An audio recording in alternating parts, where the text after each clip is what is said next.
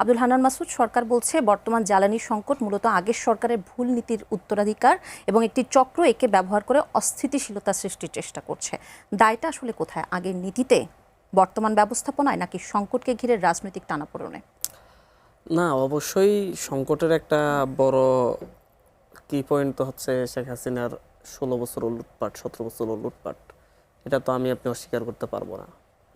এবং হচ্ছে সরকারকে আমরা এটা নিয়ে সরকারকে একেবারে দায় মুক্তিও দিতে পারবো না। বর্তমান সরকারকে সংকট তো অবশ্যই আছে, কিন্তু সেই সংকটের কথা আমরা মাত্র হচ্ছে 3 মাস আগেও যখন মাত্র 1 মাস আগে ও যখন হচ্ছে সংসদে বারবার বলছি লোডশেডিং হচ্ছে, সরকারের মন্ত্রী উঠে অস্বীকার করছে কোনো লোডশেডিং নেই, এটা জাস্ট হচ্ছে ব্যবস্থাপনার ত্রুটি বা হচ্ছে একটু বলে সঞ্চালন লাইনের ত্রুটি।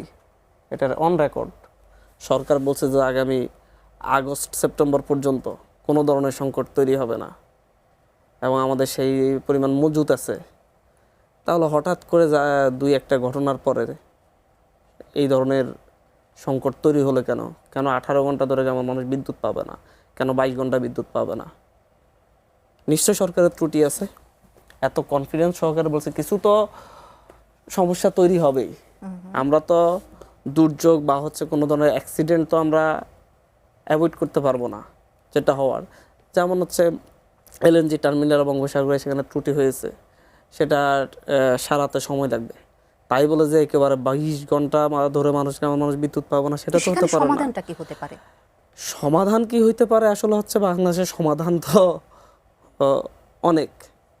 সমাধানের মধ্যে আমরা দেখছি লাইনের পর লাইন, কিলোমিটারের পর কিলোমিটার লাইন। তেলের দাম যেদিন বাড়াইয়া দিছে, গ্যাসের দাম যেদিন হচ্ছে বৃদ্ধি করে দিছে, তারপর দিন থেকে লাইন আর নাই। সমাধান কোথায়? সমাধান তো হচ্ছে সরকার কি চাচ্ছে, কি নীতি প্রণয়ন করতেছে। সরকার একটা নতুন নীতি প্রণয়নের চেষ্টা করতেছে।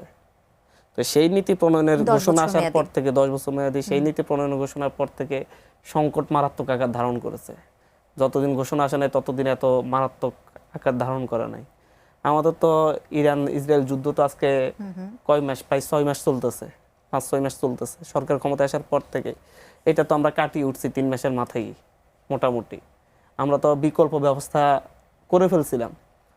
তেল গ্যাস তো আসা শুরু হয়েছিল না, মোটামুটি একটা স্থবিরতার মধ্যে আসছিল। গ্যাসের দাম আমরা আবার কিছুটা কমাইতেও পারছি।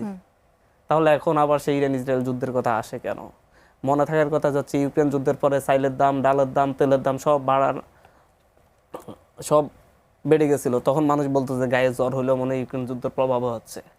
এখন যদি একই ধরনের কথা যদি যাচ্ছে সেভাবে বলে যে ইরান ইসরায়েল যুদ্ধের প্রভাবেই সব হচ্ছে, সেটাও না।